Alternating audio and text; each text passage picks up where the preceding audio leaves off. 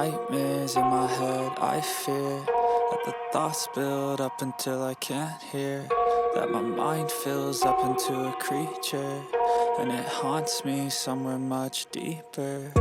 Anxiety, filling up every space, no privacy, and silently, it could build and build until you... Salam sejahtera Malaysia, denyut nadi suara rakyat bergema di channel ini. Berita terbaru daripada biharian.com.my 7 Disember 2023. Saya letak jawatan untuk beri laluan orang baru, kata Ahmad Said. Berita penuh. Kuala Terengganu. Datuk Seri Dr. Ahmad Said memaklumkan keputusannya meletak jawatan sebagai pengerusi Badan Perhubungan UMNO Negeri bertujuan untuk memberi laluan kepada orang baru yang lebih muda menerajui parti. Malah, bekas Menteri Besar Terengganu itu berkata, beliau sendiri turut mencadangkan nama Datuk Rozi Mamat yang juga Setiausaha UMNO Negeri sebagai pengganti. Katanya, saya telah membuat keputusan untuk meletakkan jawatan sebagai pengerusi Badan Perhubungan UMNO Negeri Terengganu dan saya telah mencadangkan Datuk Rozi Mamat bagi menggantikan saya. Tambahnya lagi, untuk makluman semua, keputusan yang telah saya buat ini adalah semata-mata untuk memberi laluan kepada orang baru yang lebih muda bagi menerajui UMNO Negeri Terengganu, katanya melalui Facebook. Pada semalam, Setiausaha Agung UMNO Datuk Dr. Ashraf Wajdi Dusuki memaklumkan pelantikan Rozi yang juga bekas ahli Dewan Undangan Negeri Adun Telemong sebagai pengerusi Badan Perhubungan UMNO Terengganu yang baru berkuat kuasa serta-merta. Selain Rozi, turut juga diumumkan pelantikan bagi Menteri Besar Johor iaitu Datuk On Hafiz Ghazi sebagai pengerusi Badan Perhubungan UMNO Johor yang juga berkuat kuasa serta-merta. Dalam pada itu, Ahmad yang juga bekas Adun Kijal merakamkan jutaan terima kasih kepada semua pihak yang membantunya sepanjang beliau menjadi pengerusi Badan Perhubungan UMNO Terengganu. Katanya, saya memohon kemaafan kepada semua yang terlibat dalam pentadbiran saya selama ini jika ada kekasaran atau kekurangan yang telah saya lakukan sepanjang pentadbiran saya di dalam UMNO Negeri Terengganu, katanya. Tambahnya lagi, saya berharap dengan pelantikan Datuk Rozi Mamat sebagai pengerusi Badan Perhubungan yang baru dapat menyuntik semangat baru dalam pentadbiran UMNO Negeri Terengganu nanti, katanya. Denyut nadi suara rakyat bergema di channel ini. Jangan lupa untuk tekan butang subscribe, like dan share. Malaysia kita punya, cintai Malaysia aku, kita jaga kita jumpa lagi. Selamat pagi Malaysia, bye-bye.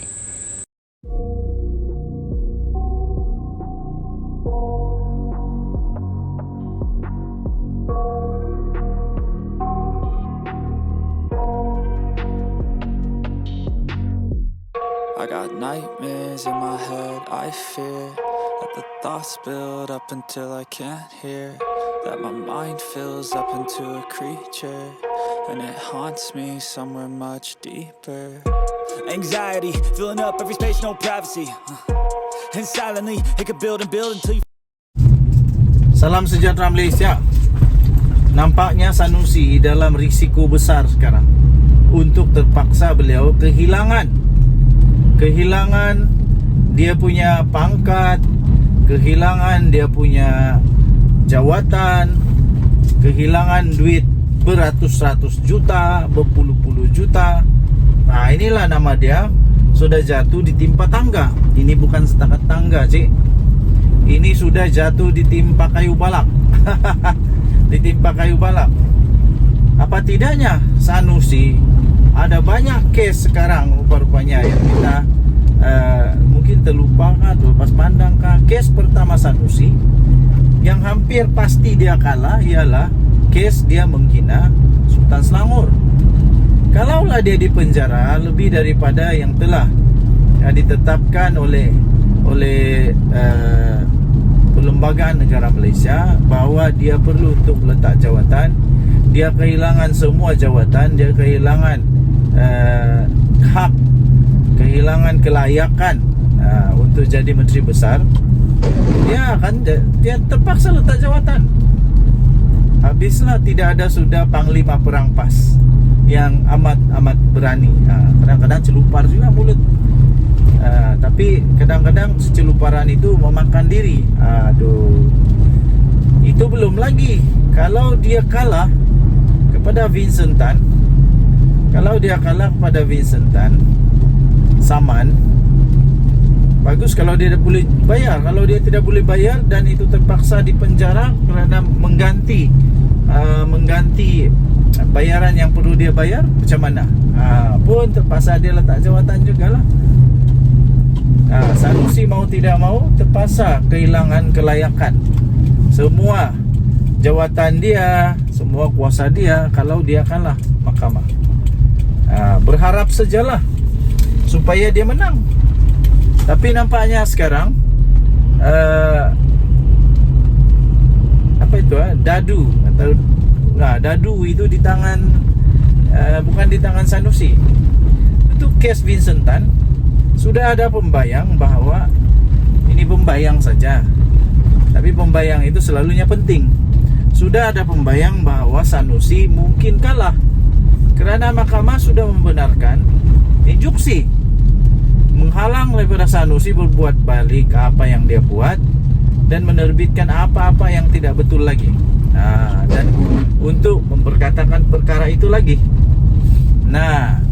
Itu tandanya memang ada kes lah. Kalau tidak ada kes, saya pikir mahkamah terus boleh tolak, terus boleh nyatakan bahawa Vincent Tan punya pendakwaan itu tiada merit. Tapi kalau ada merit, jadi tunggulah nanti Vincent Tan akan jumpa Sanusi di mahkamah. Kalau dia kalah, habislah. Mana Sanusi mau cari duit beratus-ratus juta? Mana Sanusi mau cari minta kesian untuk cari duit beratus juta? Kalau tidak ada duit, habislah. Terpaksalah membuat lagi derma untuk Tin Melo. Denyut nadi suara rakyat bergema channel ini. Bye-bye. Salam sejahtera Malaysia. Denyut nadi suara rakyat bergema di channel ini. Trending sekarang di media sosial ialah Sanusi bakal kalah di mahkamah. Mengapa dia bakal kalah di mahkamah? Sebab ramai orang melihat kejayaan pasukan pendakwaan untuk Vincent Tan dan Berjaya Land mendapatkan perintah injuksi. Berjaya mendapatkan perintah injuksi kepada Sanusi. Ramai orang melihat itu sebagai satu petanda awal bahawa memang ada kes prima facie di mana Sanusi telah mengeluarkan kenyataan berbaur fitnah kepada Vincent Tan. Yang Sanusi rasanya pada ketika itu mungkin dia terlampau excited untuk berkempen sampai dia lupa bahawa Vincent Tan ini bukan calang-calang manusia. Vincent Tan ini dan Berjaya Land bukan calang-calang manusia. Dan menurut Vincent Tan, kerana kenyataan yang dibuat oleh Sanusi itu telah menyebabkan kerugian, telah menyebabkan loss kepada ramai orang pemegang saham, lebih daripada 1,000 orang kot. Jadi selepas itu Vincent Tan telah membuat saman meminta supaya adanya ganti rugi ganti rugi teladan, macam-macam lagi lah ganti rugi. Bayangkan saja kalau 1,000 orang ini membuat keputusan dan mencadangkan kepada Vincent Tan dan Berjaya Land. Bayangkan saja kalau mereka mencadangkan kepada Vincent Tan dan Berjaya Land bahawa mereka perlu mendapatkan setiap seorang RM100,000 sahaja. Andai saja ada 1,000 orang yang rasa kerugian kerana kenyataan daripada Sanusi itu. Andai saja ada 1,000 orang didarab dengan 100,000, itu adalah berapa juta? Mungkin ada orang yang champion matematik, boleh tolong saya kira. Tapi itu lebih kurang 100,000 darab 1,000, jadi lebih kurang 100 juta agaknya. 100,000 tambah 30, itu 100 juta untuk satu kerugian. Ini ada dua kerugian, Berjaya Corporation dan ada satu lagi, entah saya lupa nama dia. Tapi kalau dua-dua itu 100 juta, 200 juta. Sanusi bakal akan disaman 200 juta. Mana Sanusi mau cari itu? Mana Sanusi mau cari 200 juta? Kalaupun PAS tiba-tiba bekerja sama untuk membuat usaha sekali lagi dengan menggunakan derma tin Milo, pun bukan mudah untuk dapat 100 juta 200 juta bukan mudah. Itu kalau 100,000. Kalau setiap orang meminta lebih daripada 100,000, bagaimana? Vincent Tan sebenarnya tak perlukan wang pun dari Sanusi. Dia dah cukup kaya, dah bilioner, bukan million, bukan jutawan. Dia itu bilioner. Orang yang ada harta yang tak akan habis lah.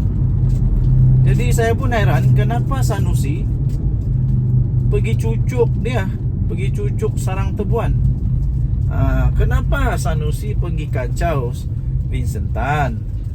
Vincent Tan tak ada apa-apa duit pun yang dia perlu. Dia dah jadi bilioner pun.